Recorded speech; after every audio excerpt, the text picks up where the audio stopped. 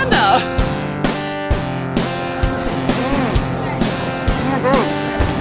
Ready?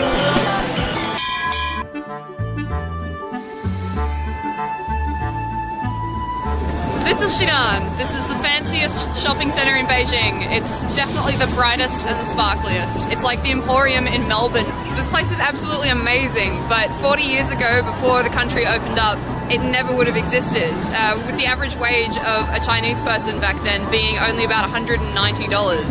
That's since then, over the past 40 years, skyrocketed to 43 times what it was and is now sitting at $8,260 as of 2016.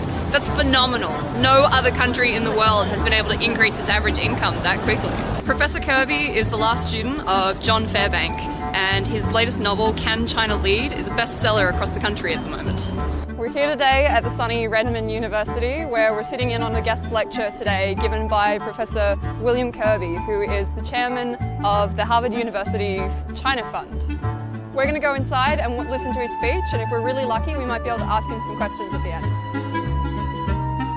You know, Sun Dongshan, he wrote many very influential works, but I think his most enduringly influential book is that book. If you go to Sun Yat-sen's house in Shanghai, in the French concession, you can see his outline of a map of the Chinese railway network, and you can put on top of it an outline of today's railway network, and you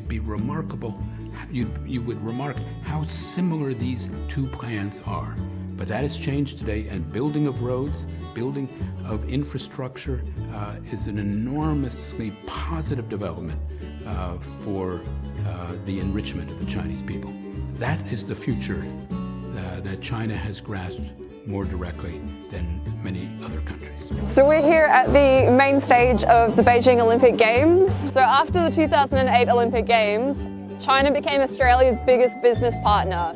The bilateral trade volume in 2016 reached 155 billion Australian dollars, which is just phenomenal. That's more than Australian and American and Australian and Japanese trade combined for that year. Achieving such a good trade relationship is clearly a very appealing prospect to other developing countries. I think it's been the most successful revolution in 100 years of human history. There's no revolution that's been that successful.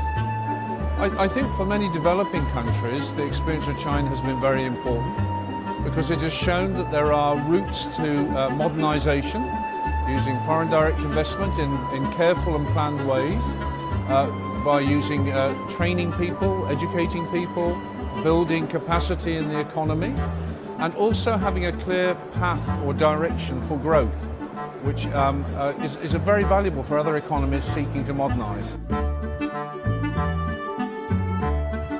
From November 30th to December the 3rd in 2017, an important meeting was held in Beijing. It was the Communist Party of China in dialogue with the World Political Party's high-level meeting.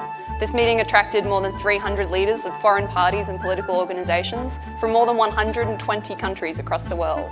En los últimos 40 años, la transformación que ha vivido el país es realmente espectacular. El Congreso teorizó las respuestas a esta fase decisiva del proceso de modernización de China que debe culminar a mediados de este siglo, ¿no? Pero al mismo tiempo ha planteado una invitación al conjunto de la sociedad mundial para establecer los nuevos principios de ese nuevo tiempo común, de ese nuevo tiempo compartido que también se inicia para todos. China's development strategies have grown with but also unique from the Western world. So based on this, China has made exciting new plans for the 19th CPC National Congress for the future of the country. As Australian newspapers put it in October last year, this national conference is the most important political gathering for Australia and the rest of the world this year.